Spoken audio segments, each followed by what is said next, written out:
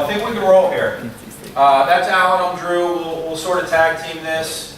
We're going to talk a little bit about our B.U.C.S Academy program that we've built out, and as well as sort of the branding and the development and sort of what we look forward. Come on in. Right there. No problem. You didn't bring me any coffee. I'm an old school manager, so this was sort of hard for me to swallow. But I think inside sales is dead. Does that stir anybody up? Here's how I know. I'm going to ask you guys a question and be honest. When's the last time you bought something over the phone? Raise your hand. Okay. How many of you have sales teams that their main purpose is making phone calls to sell stuff over the phone? Go ahead, everybody raise your hand. Right? So, in its basic, what inside sales was and what we're now developing, all of us. Is there anyone in the room that your salespeople have to, they only can sell over the phone? You discourage face-to-face. Anybody? That's what it used to be. It used to be transactional. It used to be call and get a credit card, period. Now it's a lot more. So that was a big reason that we started this concept of B.U.C.S Academy. This is what we're up against. These are just, I shouldn't say up against. This is what we all have to be aware of. Academies, development, career development, professional development, develop as better people. It's not just a ticket sales job anymore. It's about developing people's careers. So this is the question that I asked for the room.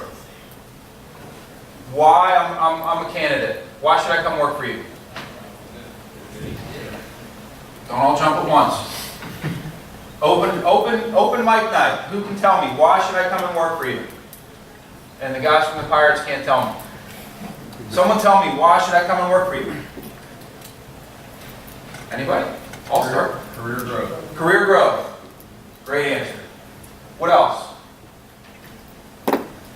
Talent will be heard of, some saying what's going on. You have a voice. We're not just going to tell you what to do. Great. What else? Family atmosphere. Say that again? Family atmosphere. Family atmosphere. Great one. What else? The opportunity to grow and learn. Opportunity for growth, career growth. You get the skill sets. Skills. Great. For the most part, it's an entry-level job. I need you to teach me how to do this. Okay? So one of the things that we talk about a lot is where we start. Our B.U.C.S Academy, we start with why. If you haven't read Simon Sinek, it's one of my favorites. He's a great follow. If it's TED Talks, if it's Twitter or whatever, this is this golden circle when he talks about why being at the center. But this is what stood out for me. We're selling our programs. We're selling you on why you should come and work for us. I'm not saying you force someone into coming to work for you, but when they're making a decision, they want a reason to come and work for you. They want a why to come and work for you. None of you said to sell tickets. That's primarily what the job is. But there's a lot of other reasons that people want to come, should want to come and work for you.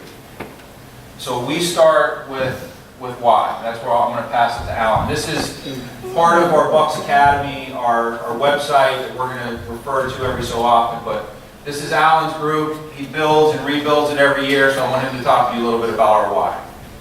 So I'm going to roll without a mic. In Pittsburgh, we like to say, if I'm not excited, why would your prospect be? So if I'm not excited today, why would the audience be? Right? And so when I came up through this program, it was 2012, and it was known as Inside Sales. And I've been very fortunate to have some good mentors and roll up into this program. And about a year and a half ago, when we started about rebranding and trying to find a brand, we joked that Drew put me through the ringer on it. And it's kind of true, but I'm thankful he did, because the time and thought and process that we put into it has developed a brand that's really started to make its way around. And so, if you go to the grocery store and let's say you're in Pittsburgh, you go to Giant Eagle, and you grab an RC Cola Light, you laugh, right? It's like funny.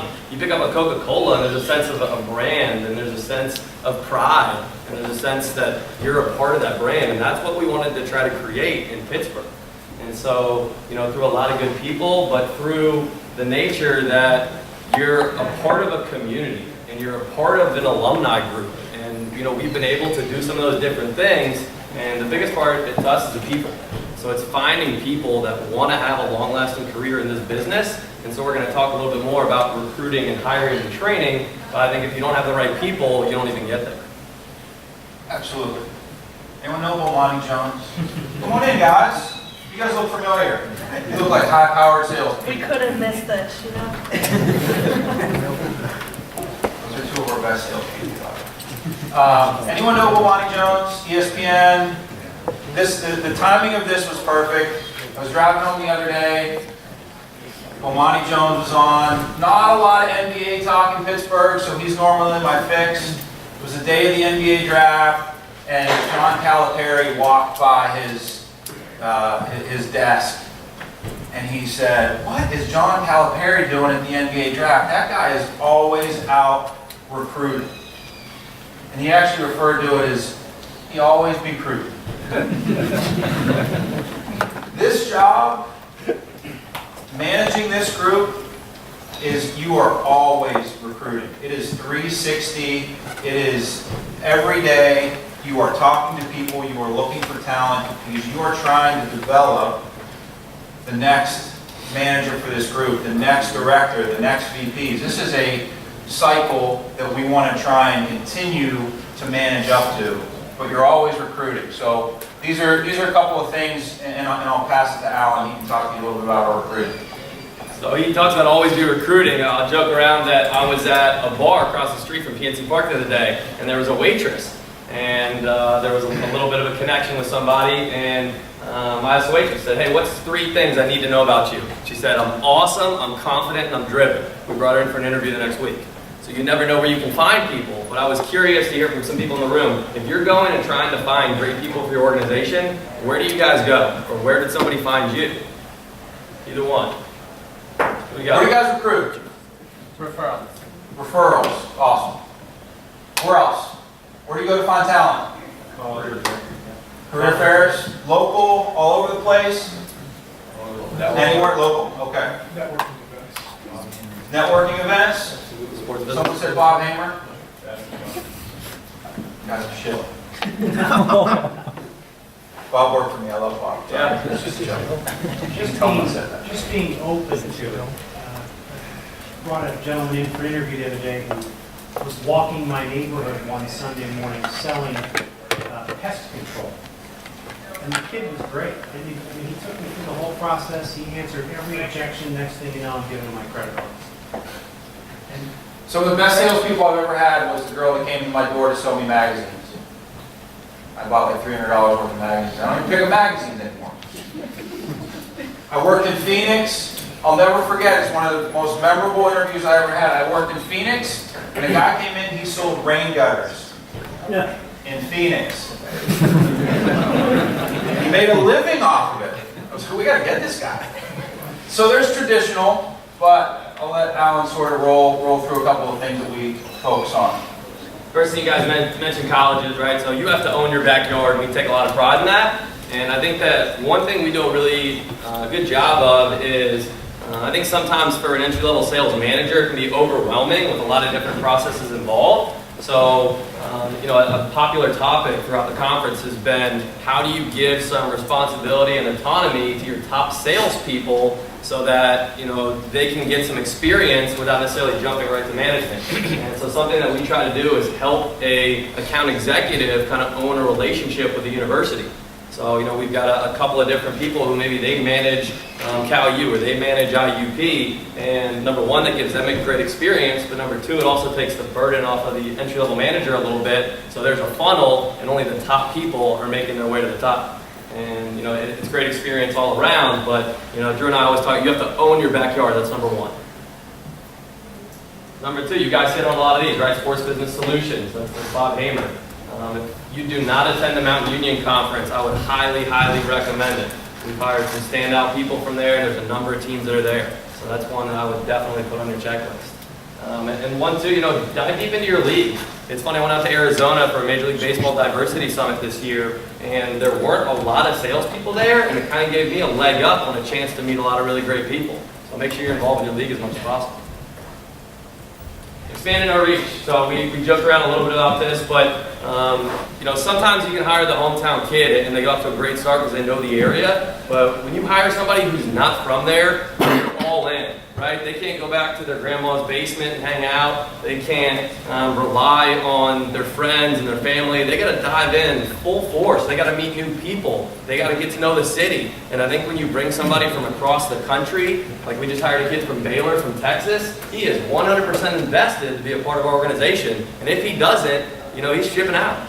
And so, expanding your reach, you got to go to the best places to get the best places, and that's something that we're always trying to improve on. Last but not least, who said referrals? One of the first ones, right? So just like sales, some of the best leads we get are from people that we know. Whether it's in our sales team and it's a friend from college, whether it is from our operations team and he knows a guy who knows a guy who's got a kid that's trying to get involved, right? No matter what it is, some of our best leads always come from somebody we know. And we also think that's because they are upholding somebody's recommendation. So if they fail, not only that they fail, they make the guy that recommended them, then they can look like a jerk too, right?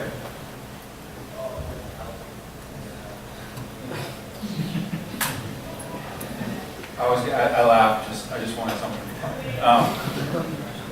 Everybody that comes in, so we talked about other things, but obviously when you get into hiring, everybody that comes to interview, they're ready to go. I mean, if they're not, obviously, that's it. But everyone's going to be awesome when they come in. They should be. Best suit, best tie, new pair of heels. Whatever it is, like they're going to come in and give you their best. But you have to dig a little deeper. We spend a great amount of time in terms of hiring, kind of expanding what their experience is going to be, actually living their experience. This is one of those things that we try to get as many people as involved so they get a real honest snapshot of what the job is like. We talk about attitude and things that you can control, your energy level, your attitude level when you come in every day. Those are some of the expectations that we have. We don't talk a lot, if at all, about numbers. We talk a lot about controlling the things that you have control over, and that's your attitude. People that are coachable, we do a lot of coaching and development, which Alan leads. We have a lot of different people that get involved in that process.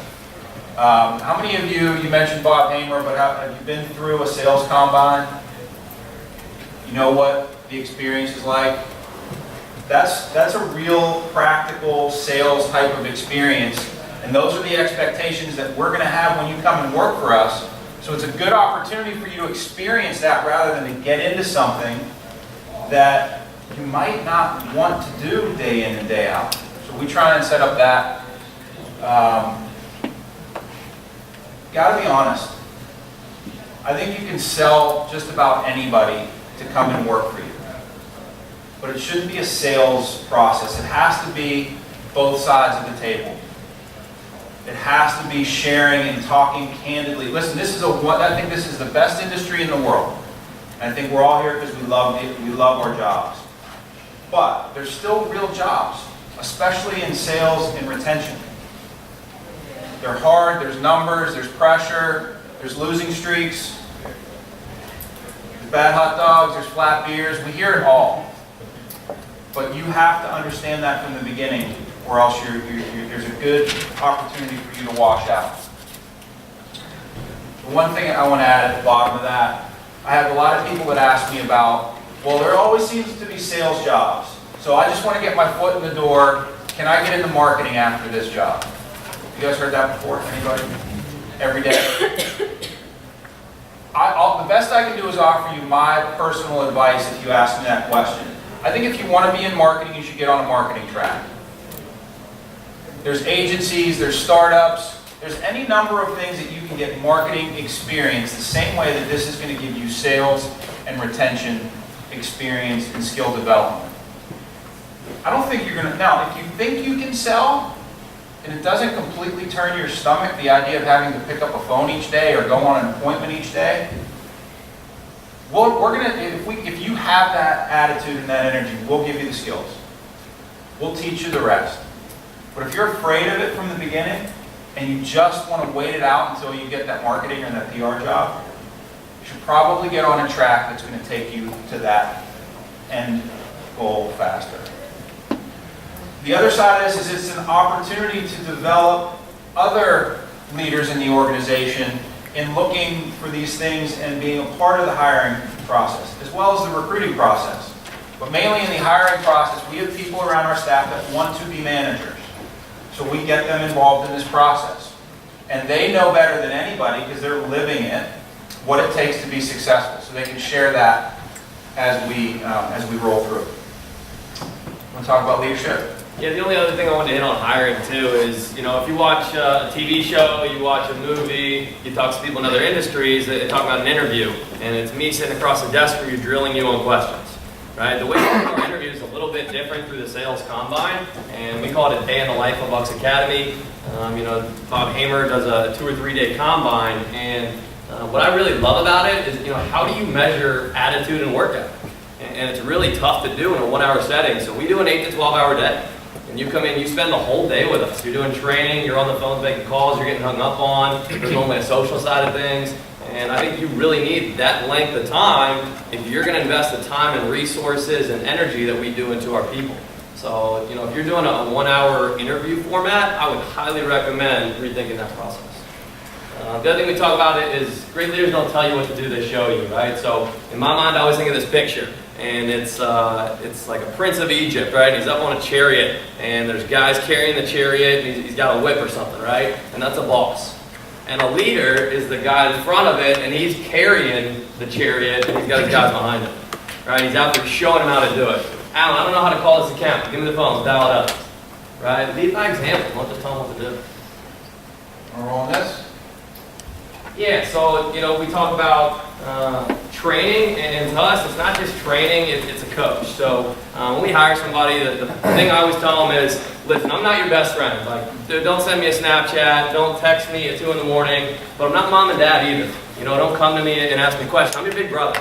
I'm a coach. Like, I'm here to help you. If you have a question about something in your personal life, I'm there. If you have a question about, a guy came to me and said I'm getting kidney stones, what do I do? Right? It's like, I don't know, let's get through this together. But it's coaching and it's developing not only the professional, but also the person, right? You want to help this, young man or woman, sometimes straight out of college, 21, 22 years old, become a man or a woman. We did a training on Windsor Knot the other day, so it's a lot of things. It looks good. Windsor Knot looks good. Nice job. It's much more than just, here's a script, let's make phone calls. Onboarding, we take onboarding really, it's just really important. It's your first impression with the organization. You're set up for success from that day forward. As Alan said, we don't like to focus a lot on training. We like to talk a lot about coaching and development. We believe heavily in process. I like to talk about a golf swing. If you have golfers in here, there's a lot of golfers that look really good. There's always a Jim Furyk that looks a little weird, still gets it done. We like to coach the clean-looking golf swing. But there's still people that are going to be successful outside, drawing outside of those lines. So we're really heavy when it comes to process. We teach on business to consumer. We also teach on B2B. Alan refers to it in terms of being bilingual. So it's something that we coach on both. I know there's a number of organizations that all they want this entry-level sales group to focus on is single game buyers or one-off type of leads. We want you to learn on both. I think it's very interesting, and the reason I started this with inside sales being dead is that we're not just selling by the phone anymore. We're face-to-face, we're at sales tables, we're out on appointments, we're on chat. I think the most lost form of salesmanship is writing, and we write emails every single day, but we don't train on it enough. So it's something that we all have to get better at and be aware of. I refer to social selling like a gym membership. You can buy LinkedIn, but if you don't know how to use it, what good is it? You have to learn it. And whether that's LinkedIn, whether that's other forms of social media, it's something that we all have to be aware of as managers and it's something that we have to get better at. We do have success stories, and we have a total of over 6-figure type of success stories. So it's worth the investment, but you have to have somebody, you have to have some advocates. You have to have some people that really believe in it and have some success. When we talk about recruiting, it's also a skill that we have to develop in terms of what prospecting is and what networking is. Those are things that we train on.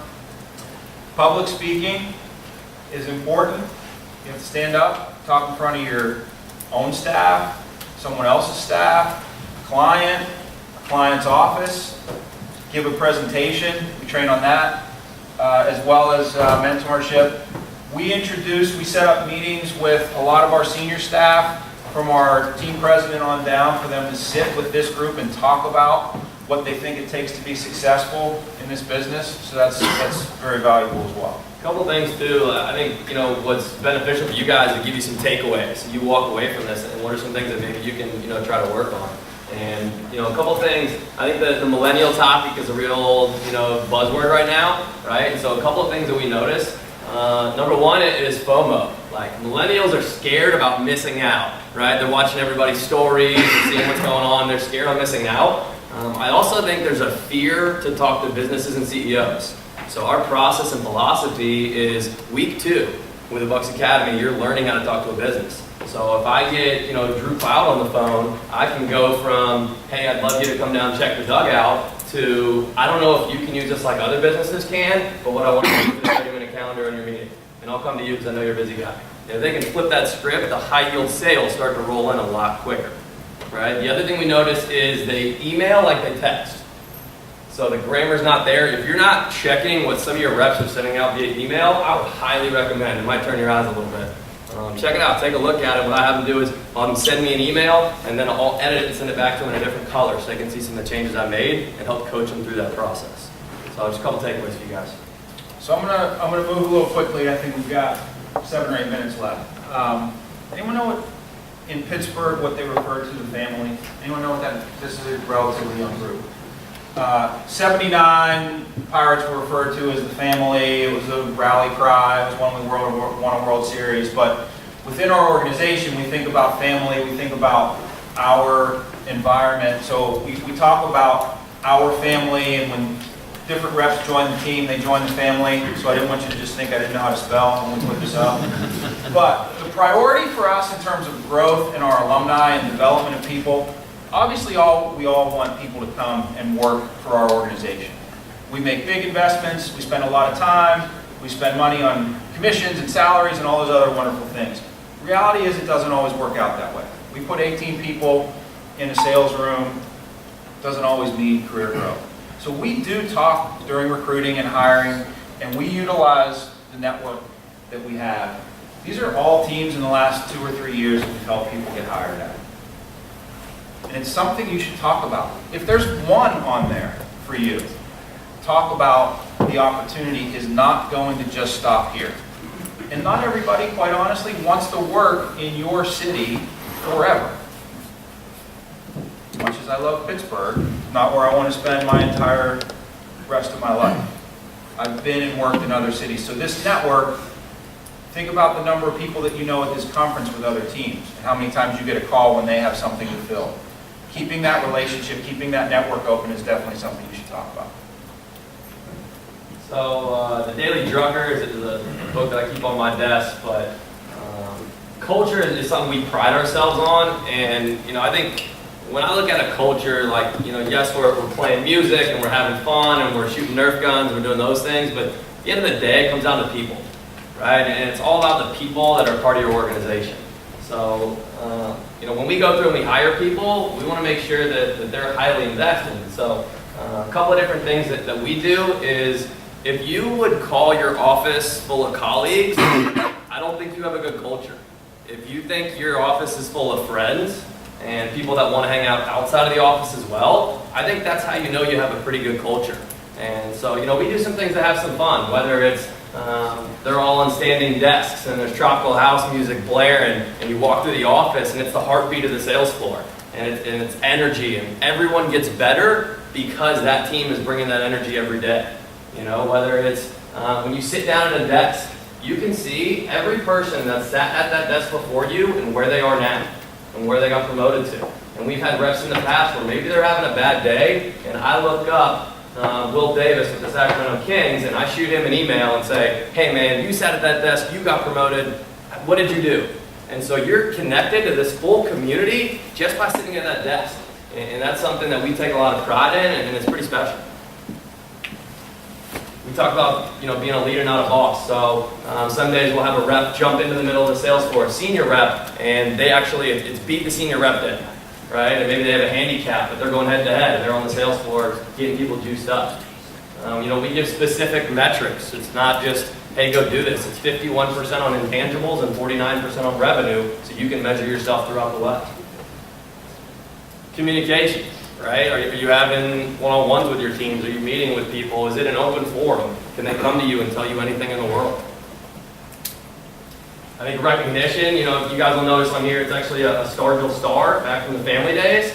So how are you recognizing your employees? Drew does a pretty cool thing where he puts a big board outside of his office, and you can recognize a peer by basically putting a note up, and then you put one on their desk, and it goes along with a star. You'll walk through our office, and you'll see stars on their computers, and you'll see stars on the back of their desk, and you can see which people respect other people throughout our office, and I think it's pretty cool. And then at the end of the day, we told you from day one what you need to do. Are you upholding that side of the bargain so that, Drew and Nick and I and Chuck and our management team, put our neck on the line to say, you deserve this next promotion, whether it's with the Pirates or not. You gotta have fun, right? So we do some things. We went out on a kayaking trip when we set the most appointments, and guys are doing backflips into the river, which, check out the river, you wouldn't want to do that. There's some different areas to juice people up. We went out on the North Shore and we mulched some trees and get back to our community, but you'd be amazed at what that 1 hour does for your community and your team compared to 40 in an office. What it boils down to, would you rather work here or would you rather work here? And I know that a lot of this isn't, you aren't turning over a stone for the first time and finding a lot of great ideas. You've heard some of these things, but you need to activate them. You need to take best practices that you're hearing, because ultimately it's going to be a choice as to where would I rather work. And I think we'd all rather work in an environment like this. So we'll leave you with this. Give people a why. You got to give people a why they want to work for you. Always be prudent. Got to do it year round. Got to look at people for talent year round. Coaching and development versus training. I'd much rather be coached through something than be trained and just pushed out the door. And last thing, people and culture. It's not fair to say it last. I think it's sort of obvious. But I think that we're good at what we do because we have great people. There's a lot of analytics. There's a lot of metrics in our business now. Sometimes that culture and people, just sort of that core part of our business is what matters most. We went kind of fast. Can we answer any questions? Is there something that we missed? Is there anything you want us to circle back to, answer questions about specifically?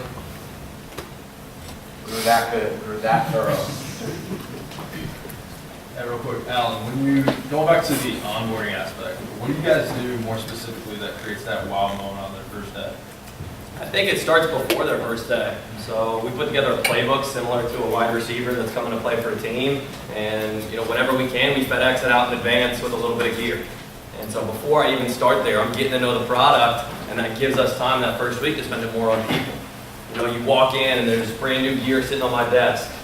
If we can, there's business cards, right? You'd be amazed. We've had people that went to other teams a month into their position, the senior level, they don't have a business card. Get a business card as quickly as you can. And then I think they spend an hour with our president, in the first week. They spend an hour with Drew. They spend an hour with everyone on our leadership team. So, I think it's the investment in people, but I think also, use your brand. We actually had some people start yesterday, and their first day, they got to go open a suite and hang out with their entire team and get to know people. So we try to be creative, but, I think it starts before the